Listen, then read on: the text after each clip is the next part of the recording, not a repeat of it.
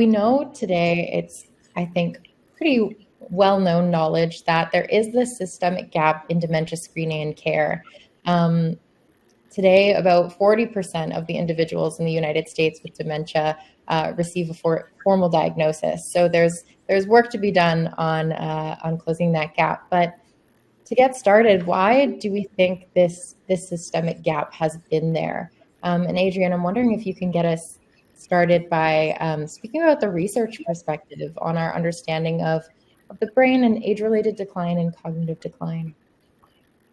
Sure. Yeah. Thanks, Sonia. Well, I mean, I think the reason the gap exists from a neuroscience perspective is that until relatively recently, we just didn't have the tools to accurately and reliably measure small changes in cognitive performance. I mean, when you think about things like detection of dementia, the most commonly widely used tools are things like the mini mental state and the MoCA, the Montreal Cognitive Assessment. And I mean, these tools are fine at the extremes. If you have a patient who is really doing very poorly on a MoCA or an MMSE, obviously you know they have a problem and you need to do something about it. If you have a patient that's scoring error-free or delivering error-free performance on either of those tools, similarly, you know that they're cognitively in good shape. But of course, we know that most people fall between those two extremes, and many of them will fall around about the so-called cutoffs. And in those cases, it's very difficult to really know whether a patient is impaired or is not impaired.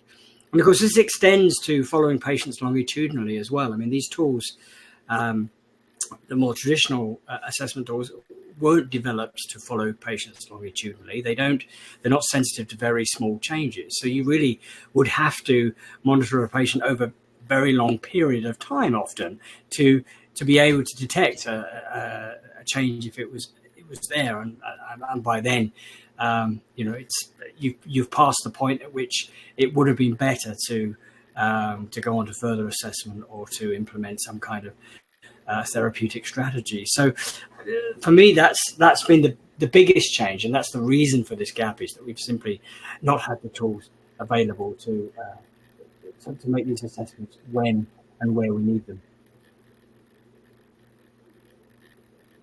Thanks so much. And from the clinical perspective, Melissa, I'm wondering if you could kick us off speaking about what this gap has looked like in practice with patients.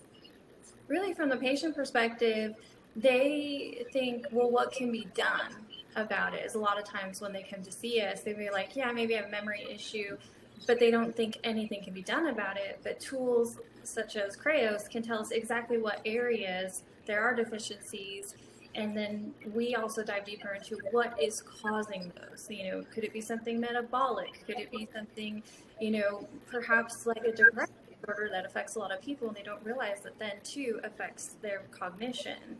And so really, they're either terrified that they're going to be told there's something wrong and nothing be done about it, or be something wrong and then they feel like they lost a lot of independence as well.